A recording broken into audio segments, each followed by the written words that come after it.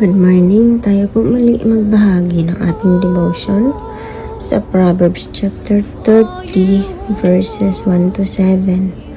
Sabi dito, mga kawikaan ni Agor na anak ni Jackie ng Masa.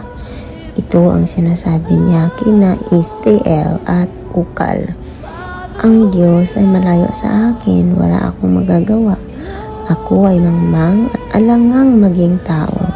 Wala akong karunungan, hindi ako matalino, hindi ako nakapag-aral, kaya ako ay mangmang. Walang karunungan, walang alam na sa may kapal. Sino ang dalubhasa tungkol sa kalangitan? Sino ang nakapigil ng hangin sa kanyang palad?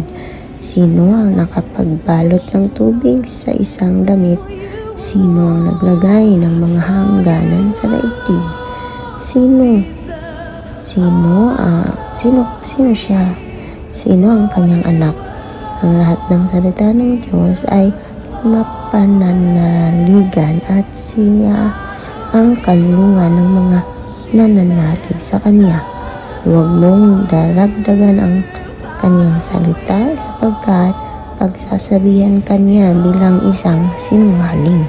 Diyos ko, may hihilingin akong dalawang bagay bago ako mamatay. Purihin ang Diyos sa pagkakabasa ng kanyang mga salita.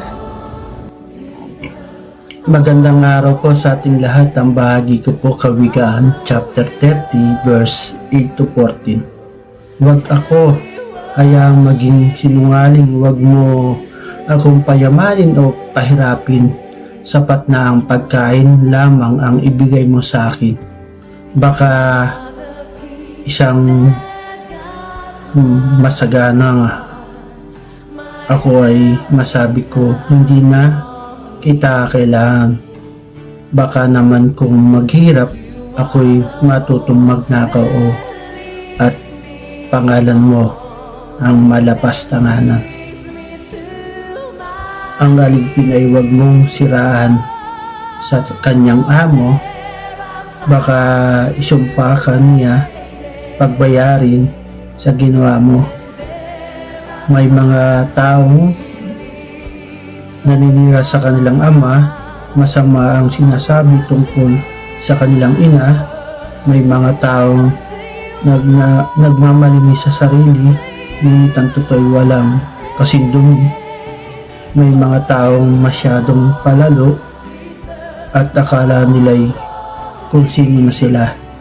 May mga taong masyadong masakim, pati mahirap kanilang sinisiin. Amen. God bless po sa ating lahat. Mapagpalang araw po sa ating lahat. Ang aking pong bahagi ngayon ay mula sa Aklat ng Mga Kawikaan, Kabanata 30, talata 15 hanggang 21. Ang linta ay may dalawang anak. Bigyan mo ako, bigyan mo ako, ang lagi nilang hiling. May 4 na bagay na kailanmay di masiyahan. Ang libingan, ang babaeng walang anak, ang lupang tuyo na laging nais matigmak, at ang apoy na naglalagablab. Ang anak na kumukutya sa kanyang ama at laging sumusuway sa salita ng ina. Tutukain ng uwak ang kanilang mata at kakainin ng buwitre ang kanilang bangkay. May 4 na bagay na di ko maunawaan. Ang paglipad ng agila sa kalangitan, ang paggapang ng ahas sa ibabaw ng batuhan, ang paglalayag ng barko sa karagatan, at ang babait lalaking nagmamahalan. Ganito naman ang ginagawa ng asawang nagtataksil, makikipagtalik, pagkatapos ay magbibihis sa kasasabihing wala siyang ginagawang masama. May 4 na bagay na yayanig sa daigdig. Amen. Good morning po sa ating lahat. Ang babasahin ko po ngayon ay matatagpuan sa Book of Proverbs, chapter 30, verses 22 to 27. Ang sabi po dito, ang aliping naging hari, ang isang mangmang na sagana sa pagkain, ang babaeng masungit na nagkaasawa, at ang isang aliping babaeng pumalit sa kanyang amo. Sa daigdig ay may 4 na maliliit na hayop, ngunit may pambihirang kaisipan. Ang mga langgam Sila ay mahina subalit nag-iipon ng pagkain kung tag-araw.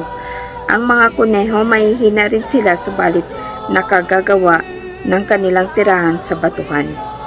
Ang mga balang, bagamat walang haring sumusubaybay, ay lumalakad ng maayos at buong inam.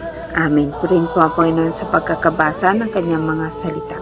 Isang mapagpalang umaga sa ating lahat mga kapatid. Ang aking pong babasahin para sa ating daily devotion ay nasa Proverbs chapter 30 verses 28 to 33. Ang butiki ay tumatanggap ng kanyang mga kamay, gayon may nasa mga bahay ng mga hari siya.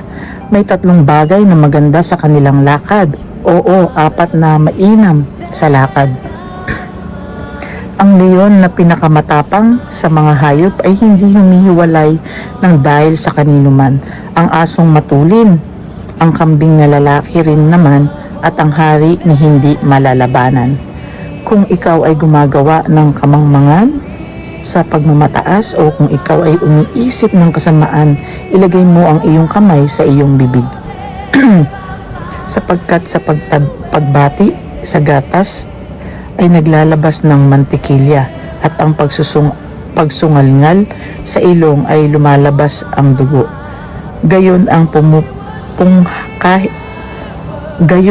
pamumungkahi sa puot ay naglalabas ng kaalitan. Amen. Purihin ang ating Panginoon sa pagkabasa ng kanyang mga salita.